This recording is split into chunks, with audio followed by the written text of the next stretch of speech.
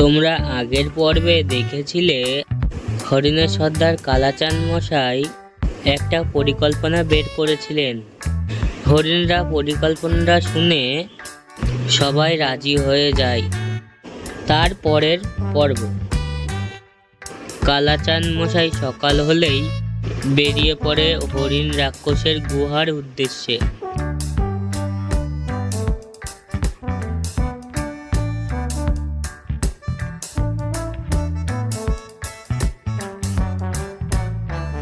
হরিণ রাক্ষস মহাশয়, আমাদের হরিণদের আমাদের মস্ত বড় বিপদ।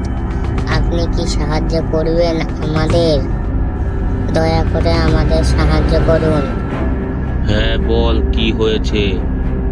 আমি তোদের সাহায্য করব। তাহলে শুনুন হরিণ রাক্ষস মহাশয়, একটা বাঘ আমাদের জঙ্গলে ঢুকে পড়েছে। সেই বাঘটা হরিণদের শিকার করে মেরে খেয়ে ফেলছে।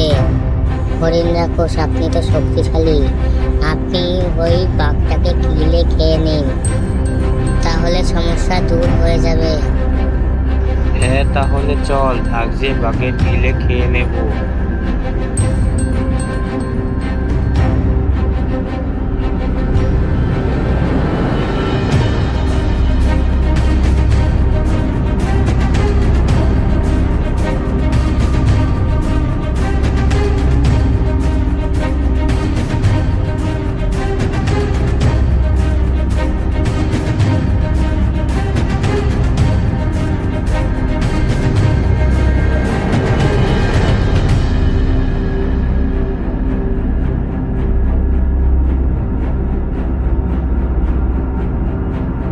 হরিণ রাক্ষস বাঘের বাড়িতে গেল।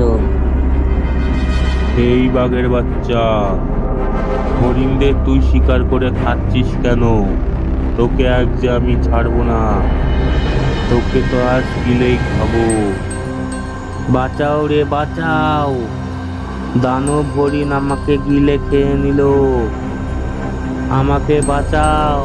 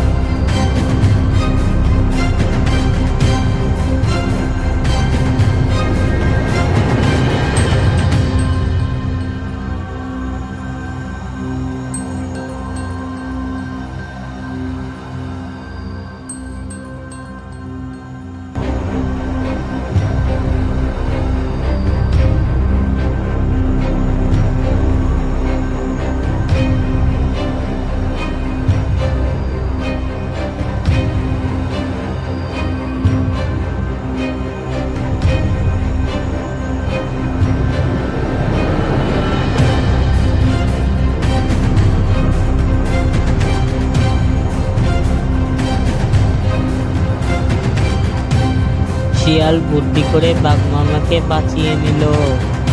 আর একটুখানির জন্য বাঘ বেঁচে গেল। বাঘকে দেখতে পেলেই গিলে খাবো। আমার হাত থেকে বেঁচে পালানো তারা হচ্ছে। হা হা হা।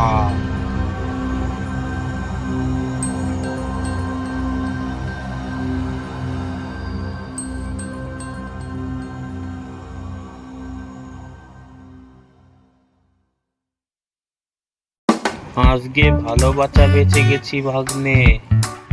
তুমি তাড়াতাড়ি না আসলে হরিণ রাক্ষস আমাকে গিলে খেয়ে নিত। তুমি ঠিক সময় চলে এসেছো তাই আমাকে দেখতে পারছো, না হলে হরিণ রাক্ষস আমাকে খেয়ে নিত। বেজাই বলেছো মামা, তোমাকে আজ গিলেই খেয়ে নিত হরিণ রাক্ষস, আমি ঠিক সময় না আসলে। শিয়ালের জন্য বাঘ একটু সেখানের জন্য বেঁচে গেল। পার্ট 3-তে তোমরা দেখতে চলেছো হরিণ রাক্ষস কি বাঘকে শাস্তি দিতে পারবে। পার্ট 3 দেখার জন্য প্লিজ চ্যানেলটা সাবস্ক্রাইব করে রাখো, না হলে পার্ট 3 তোমরা দেখতে পারবে না। পাশে থাকা নোটিফিকেশন বেলটা বাজিয়ে দিও। ছোট্ট বন্ধুরা, এই ভিডিওটা দেখার জন্য ধন্যবাদ।